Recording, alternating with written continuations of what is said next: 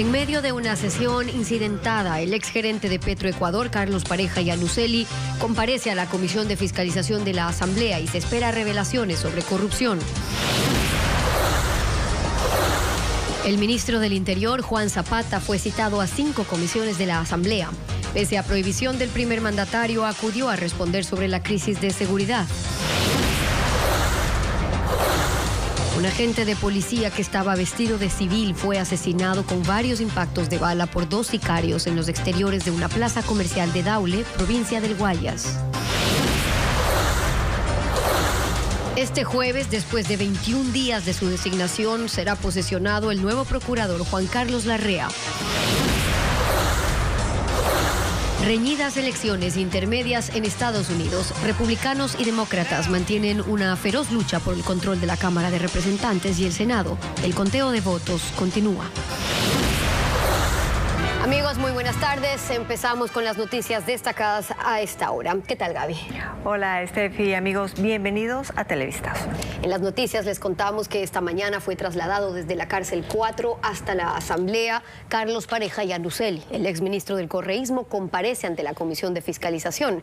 El también exgerente de Petroecuador reveló detalles sobre la supuesta red de corrupción en esa entidad petrolera.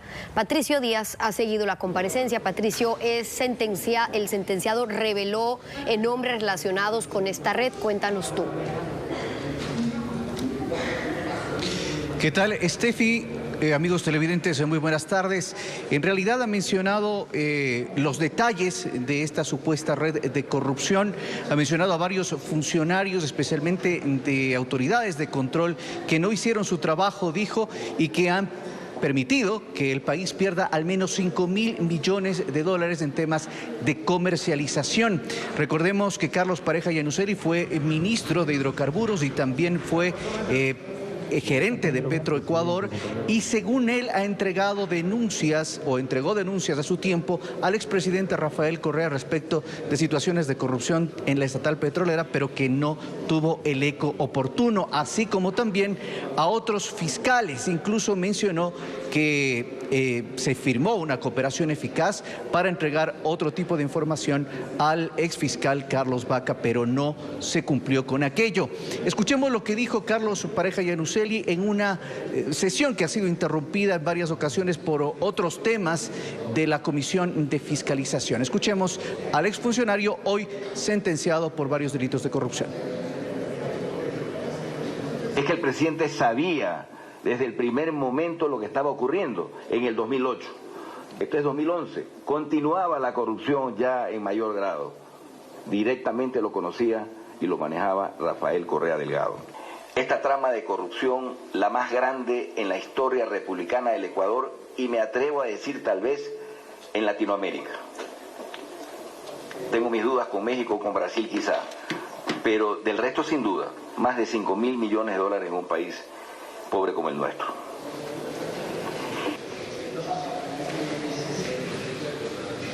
Bien, él fue convocado o pidió su convocatoria por 2 temas específicos, la entrega del Campo Auca y también los contratos de Petrochina. A eso se ha referido en algunos detalles. En estos momentos se encuentra en la etapa de preguntas por parte de los legisladores para después hacer un informe, ha dicho la Comisión de Fiscalización, en cuanto a los temas específicos, Petrochina y la entrega del Campo Auca. Por supuesto, nosotros estaremos pendientes y les daremos mayores detalles de forma oportuna.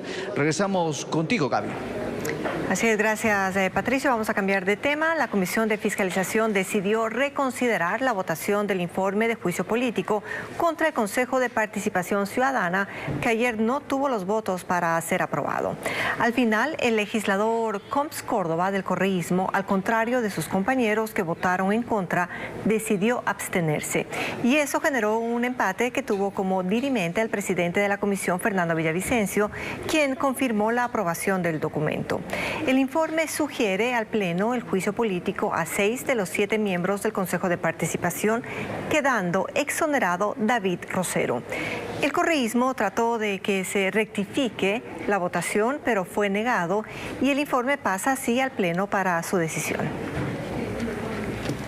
Y Y la Comisión de Seguridad de la Asamblea convocó a los ministros del área a comparecer y pese a la prohibición presidencial, hoy Juan Zapata, el ministro del Interior, acudió al llamado para informar sobre las acciones frente a esta crisis de inseguridad.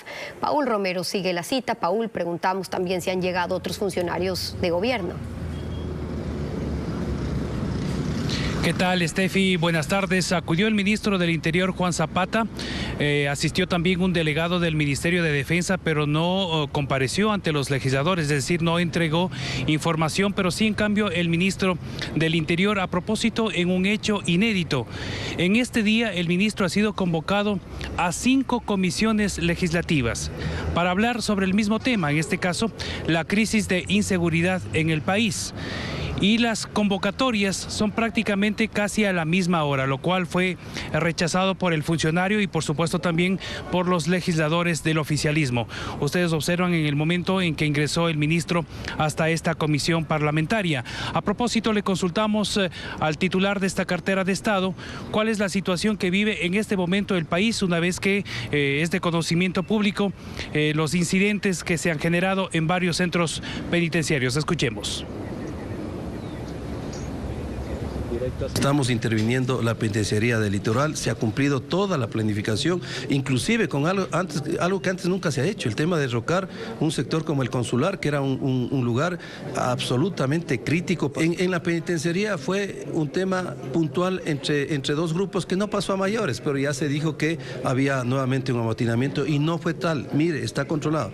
En el tema del Inca, es un enfrentamiento entre dos bandas que salen del momento porque determinan a un informante y se genera una pelea con armas blancas. No significa que fue un amotinamiento. Paso otro directo asambleísta, doctor. Y el debate en la comisión se centró específicamente respecto a la pertinencia de las autoridades para que acudan a la Asamblea Nacional a informar sobre las acciones emprendidas por el gobierno en las diferentes carteras de Estado respecto al tema de la seguridad. Escuchemos. Rendir cuentas bajo esta competencia que tiene la Asamblea, que tenemos los legisladores de fiscalizar sobre las acciones que se han emprendido a corto, mediano y largo plazo para combatir al crimen organizado, al narcotráfico, a la delincuencia común, para precautelar la vida de las y los ecuatorianos. Poder conocer todo este trabajo que es de carácter reservado y claro, lo que no sea de carácter reservado vamos a poder revelarlo. Deberíamos pasarles, yo le pido a usted, señor presidente, que la grabación de esta reunión y lo que acaba de decir el ministro se les pase a las otras, así no nos pidan, a las otras comisiones, para que por adelantado tengan ya esa información y no le tengan aquí un ministro sentado que debería estar en Guayaquil en este momento. Ahí parte de las intervenciones de los legisladores. En la tarde tiene otra comparecencia el ministro Juan Zapata y luego se dirigirá hasta la ciudad de Guayaquil. Respecto a la cooperación internacional, confirmó que efectivamente se está tratando de llegar a un acuerdo con Israel de gobierno a gobierno para la capacitación del personal de la fuerza pública y la adquisición de armas y municiones, tanto para la Policía Nacional y de hecho que ya se adquirió para las Fuerzas Armadas. Este es el informe, Gaby. Buenas tardes. Te agradecemos, Paul, por ese informe. Y a propósito de la inseguridad, un nuevo caso de sicariato se registró en la provincia del Guayas. Aun cuando rige el estado de excepción, un policía que se encontraba libre fue interceptado por 2 sicarios cuando realizaba actividades particulares en una plaza comercial. Ocurrió en el centro comercial Palmora Plaza en Daule, provincia del Guayas. El cabo segundo Frank Guerra Calderón, de 29 años, quien se encontraba franco y de civil, salía de la notaría tercera cuando 2 sujetos lo interceptaron y lo asesinaron a tiros. Ingresa el vehículo rojo, vuelve a salir, ingresa y proceden a justamente realizar varios disparos con arma de fuego, lo que le causan. Sí, según el video demuestra que el compañero ya le venían siguiendo estos asesinos. La víctima intentó huir de los sicarios, pero fue alcanzado por las balas y cayó en la puerta de ingreso al centro comercial. Los asesinos, según versiones preliminares, se movilizaban en un auto rojo y en una motocicleta. Personal policial llegó hasta el sitio para los procedimientos investigativos de rigor. Nosotros consideramos que una de esas razones puede ser justamente la situación que estamos pasando acá en territorio, como tal vez el compañero policial estaba llevando algún tipo de investigación en relación a estas organizaciones. A esta hora, unidades policiales intentan localizar y capturar a los responsables del crimen. Este asesinato ocurre en medio del estado de excepción que fue decretado para Guayas, Esmeraldas y Santo Domingo hace 8 días. En lo más destacado del plano internacional, los republicanos van adelante en el conteo de votos para la conformación de la Cámara de Representantes de Estados Unidos, mientras que el escrutinio para el Senado va empatado. El sufragio es tan cerrado que el estado de Georgia repetirá los comicios en diciembre, como nos informa Ileana Suárez. Las elecciones legislativas de Estados Unidos, llamadas también como de medio término, que se celebraron ayer, vaticinaban una gran marea roja, que es el color representativo del Partido Republicano. Pero los resultados fueron más reñidos de lo esperado. Muchos votantes prefirieron el color azul de los demócratas y aún sigue el conteo. En estos comicios, los estadounidenses eligieron 36 gobernaciones de un total de 50 del país. El republicano Ron DeSantis fue reelegido como gobernador de Florida. Lo mismo ocurrió con Greg Abbott, que estará nuevamente al frente del estado de Texas. Pero los demócratas arrebataron 2 estados a los conservadores. En Maryland ganó Wes Moore y en Massachusetts, Maura Haley. Pero también falta definir qué partido tomará las riendas del Senado, pues en estas elecciones se escogieron 35 escaños de un total de 100 y hasta ahora hay un empate. La gran sorpresa de la noche fue la victoria de John Fetterman, el nuevo senador demócrata de Pensilvania, quien impulsará la agenda del presidente Joe Biden. Fetterman venció a su contrincante, el republicano Mehmet Oz, conocido en la televisión estadounidense como Dr. Oz, quien para este sufragio recibió el apoyo del expresidente Donald Trump.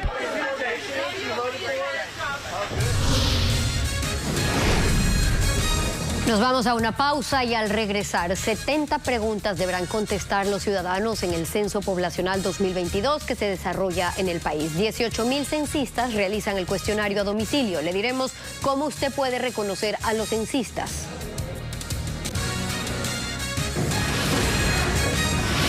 También, trabajadores piden a la Superintendencia de Bancos que califique la carpeta de su postulante, mientras que la vocal designada por los empleadores habría sido impugnada. Preguntas que permitirán saber, entre otras cosas, cuántas personas viven en el Ecuador y en qué condiciones. Y abajo vive otra persona. Sí. Un promedio de 40 minutos se toma el censista en cada casa para realizar las 70 preguntas que conforman el Censo de Población y Vivienda 2022. Busca actualizar información que desde el 2010 no se ha actualizado. ¿Cómo cuáles, por ejemplo? Es saber cuántos somos, dónde estamos y sobre todo en qué condiciones vivimos. Esta es la fase presencial del censo, pues la digital se realizó en octubre pasado. Durante ese mes, 2.3 millones de ciudadanos respondieron las interrogantes en línea. Solo nomás me censé así con mis padres y mis sobrinos. ¿Qué tiempo duró el censo en línea?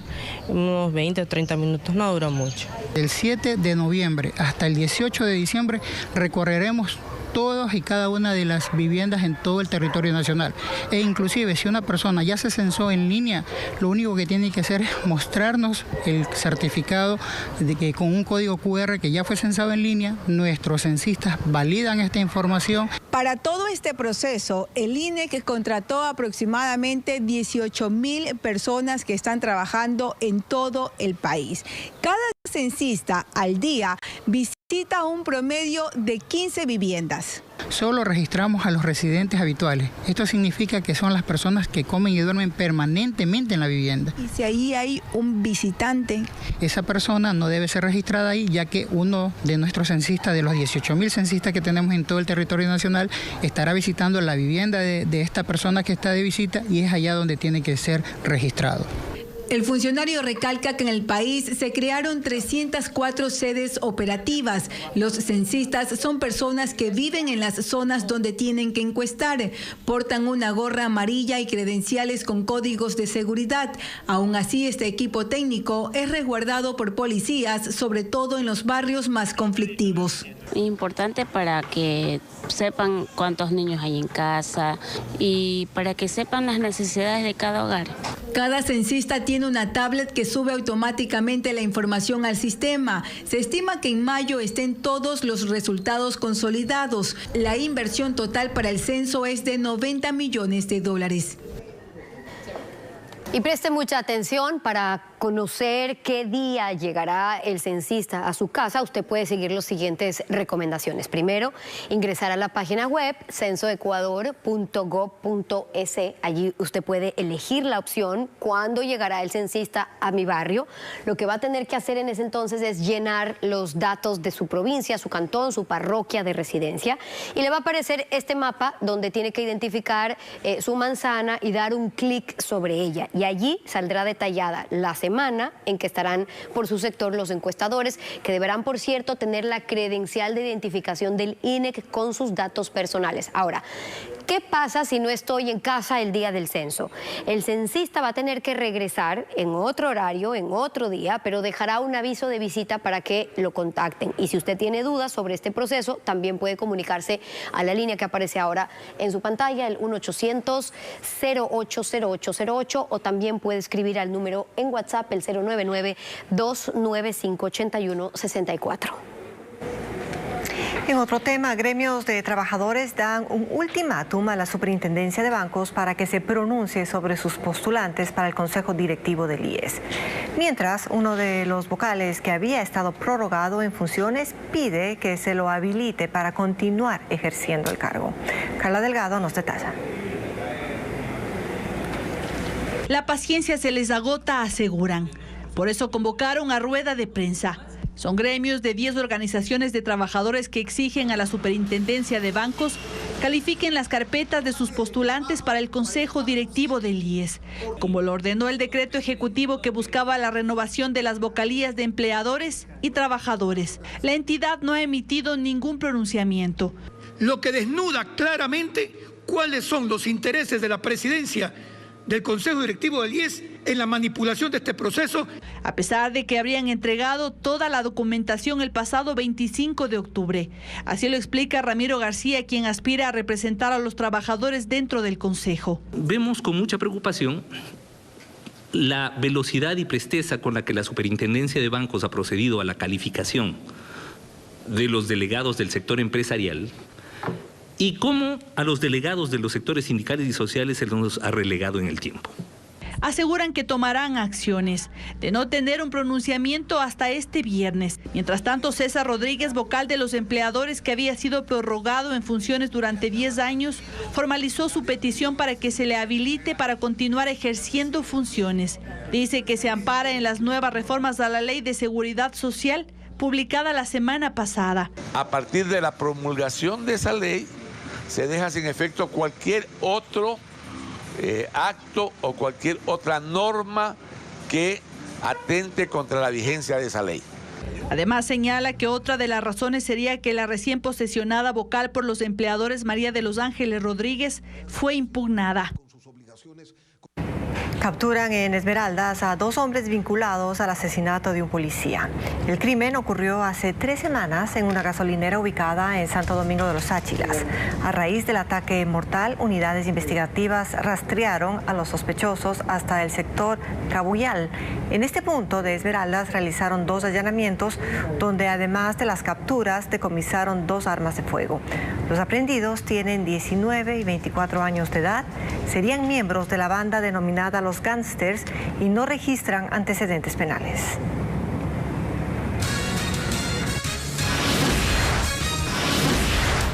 Vamos a una pausa y más adelante en Televistazo, un policía que habría intentado abusar sexualmente de una menor de edad fue retenido por la comunidad.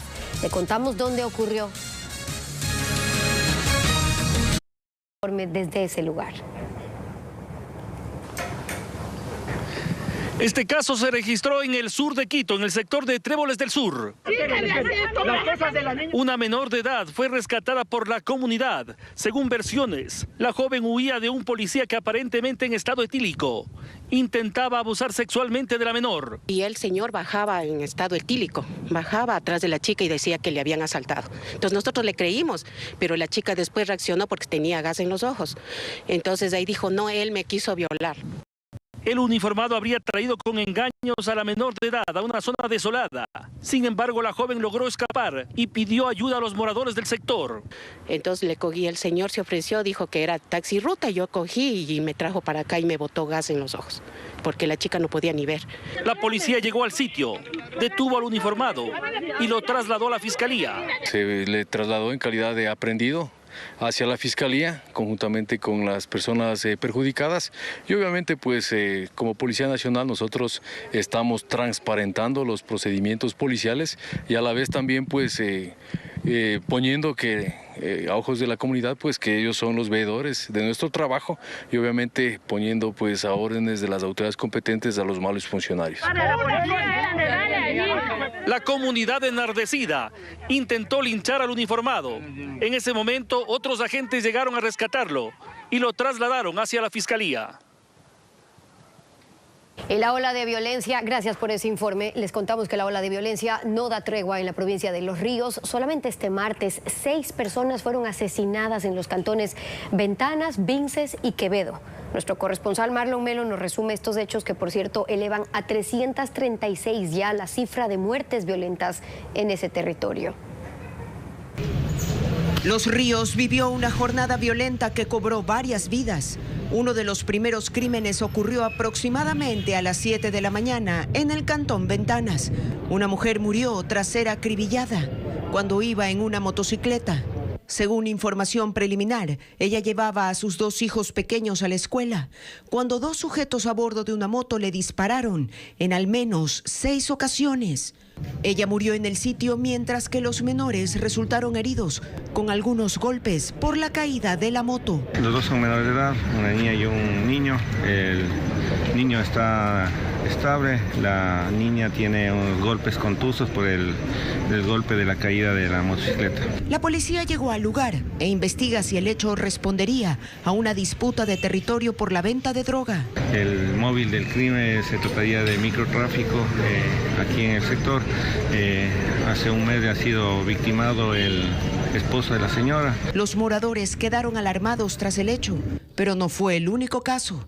Cerca de las 3 de la tarde en el cantón Vinces, 2 jóvenes fueron asesinados con varios impactos de bala tras ser emboscados por sicarios. Se presume que una de las víctimas intentó correr para salvarse. Más tarde en ese mismo cantón fluminense, un hombre y una mujer fueron atacados en una carretera cuando estaban por llegar a su casa. El último hecho se dio en el cantón Quevedo durante un enfrentamiento entre policías y delincuentes que huían en un auto. Uno de los ocupantes murió en el cruce de balas. Con estos casos, la cantidad de muertes violentas se incrementa a 336 en lo que va de este año en esa provincia. Y esta tarde se conocerá quién es el nuevo director en la cárcel de El Inca tras los enfrentamientos entre bandas delictivas que dejaron 5 presos fallecidos y 3 heridos. Mientras tanto, los moradores del sector del norte de Quito piden la reubicación del centro carcelario que está en una zona residencial. La publicación de la lista de los 5 presos asesinados este lunes en la cárcel del Inca calmó a los familiares de otros reclusos. Sin embargo, la incertidumbre continúa en quienes habitan y tienen negocios en los alrededores. Es el caso de César Tipán, quien trabaja en esta mecánica automotriz que colinda con la cárcel. Ya se escuchan por atrás gritos, disparos. Entonces lo que hemos hecho en un par de ocasiones así fuertes es cerrar las puertas y quedarnos aquí dentro hasta que las cuestiones pasen y podamos salir. Recordó que la prisión fue habilitada para detenidos con boletas de apremio y contravenciones de tránsito, pero esto no se cumple, por lo que pide su reubicación. Nos indicaron que iban a construir ya otro por la mitad del mundo hace 2 años, pero de eso nada. Pero quienes tienen locales comerciales que dependen del movimiento en los exteriores de la cárcel como tiendas, restaurantes, bazares y ventas de ropa se acostumbraron a vivir en medio de las bullas al interior del centro. Lo dijeron sin mostrar su rostro por temor a represalias. Seguramente están trayendo a gente que ya verdaderamente son peligrosos. Sobre las acciones que se tomarán para evitar nuevos amotinamientos, se informará en las próximas horas cuando se posesione el nuevo director de la cárcel del Inca. No es el primer caso violento en este centro. En abril, 15 reos resultaron heridos en una riña. En mayo, el director de la cárcel fue detenido por ingresar objetos prohibidos. En octubre, aparecieron 2 reos colgados. Y ahora estos 5 fallecidos y 3 heridos por enfrentamientos entre bandas. Tenemos más información para ustedes. Con la ayuda de un camión, más de 10 delincuentes ingresaron a unas bodegas a robar mercadería en la vía Guayaquil-Daule. Inhabilitaron casi todo el sistema de vigilancia para evitar ser grabados. Sin embargo, hubo una cámara que no lograron desconectar, por lo que parte de sus movimientos quedaron registrados, como nos muestra María Gabriela Carpio. Las imágenes graban a un hombre corriendo a lo largo de estas instalaciones. Enseguida, otros sujetos ingresan, uno de ellos incluso con una escalera. Después de unos minutos, algunos empiezan a salir cargando varios objetos. El robo ocurrió en medio del toque de queda la noche de este lunes, en unas bodegas ubicadas cerca del kilómetro 9 de la vía Guayaquil-Daule. Han forzado la puerta, como usted lo ven, y han directamente a la base de las cámaras para desconectarlas. Por eso mismo, la única cámara de seguridad que los filmó fue esta, que también grabó a 10 de los sujetos cuando guían a un camión hasta la entrada, para almacenar todo lo robado. Y ha ingresado un camión para cargar todo lo de los galpones, instrumentos de su taller, escáner, computadora de carro. De ahí han avanzado al galpón, al último, han atañado el candado y han sustraído totalmente todo. Una de las afectadas pide a la policía investigar si se trata de una misma banda que opera en este sector, donde ya se han registrado otros robos. Hace 15 días, un chico que llegaba de un galpón al fondo, 2 personas en moto le golpearon la cabeza y le quitaron el dinero. Aquí, al pie de la tienda de mi hermano, se robaron un vehículo, al frente también. Y esperan que los patrullajes se refuercen para no seguir siendo víctimas de los delincuentes, que en este último caso se habrían llevado mercadería valorada en $80.000. Y como medida contra el toque de queda, más de un centenar de trabajadores de centros nocturnos y restaurantes de Guayaquil protagonizaron una marcha hasta la gobernación del Guayas. Al final de esta caminata se concentraron fuera de la edificación. La autoridad recibió una comitiva, pero no dio declaraciones a la prensa tras esa reunión. Y los trabajadores de sitios como karaokes, discotecas, salones de eventos pidieron que se anule este toque de queda que rige desde las 21 horas hasta las 5 de la mañana por las millonarias pérdidas económicas que está generando. Los manifestantes anunciaron que mañana continuarán. 21 días después de su designación, finalmente será posesionado Juan Carlos Larrea como Procurador General del Estado. El presidente de la Asamblea convocó al acto que se realizará este jueves. La administración saliente deja en camino procesos para recuperar activos producto de casos de corrupción y también varios pendientes. Nos informa Jacqueline Rodas. Las iniciativas para frenar la posesión de Juan Carlos Larrea como Procurador General del Estado no se concretaron y finalmente, 21 días después de su designación, el acto se dará este jueves en el Pleno de la Asamblea Nacional. El procurador saliente Íñigo Salvador presentó hoy su renuncia. Deja en curso la recuperación de activos en varios casos de corrupción que ya tienen sentencia ejecutoriada. Algunos en los que ya hay bienes a nombre del Estado son el caso Sobornos por cohecho, el fallo contra María Sol Larrea por enriquecimiento ilícito y 2 casos sobre la trama en Petroecuador por cohecho y enriquecimiento ilícito. Con Íñigo Salvador por primera vez se recuperan activos de la corrupción, pero reconoce que no son los montos esperados. El aparato judicial y la normativa existente son insuficientes para hacer una recuperación mucho más efectiva. Pero además, los corruptos lo primero que hacen es sacar del país el fruto de sus actos. Asegura que su sucesor verá el resultado de la gestión internacional. No me tocará a mí recibirlo, obviamente. Dineros recuperados en los Estados Unidos a través de juicios penales por lavado de activo en los Estados Unidos. Deja pendiente pagos millonarios que deberá hacer el Estado. Se me dice que yo he hecho una mala defensa en el caso Perenco, pero en el caso Perenco la defensa no la hice yo, la hizo el doctor Diego García. Yo me posesioné el 31 de julio del 2018 y el 30 de agosto salió el laudo del caso Chevron. A mí no me ha tocado sino administrar incumplimientos y riesgos asumidos por gobiernos anteriores. Juan Carlos Larrea continuará con la gestión. Será procurador hasta 2026.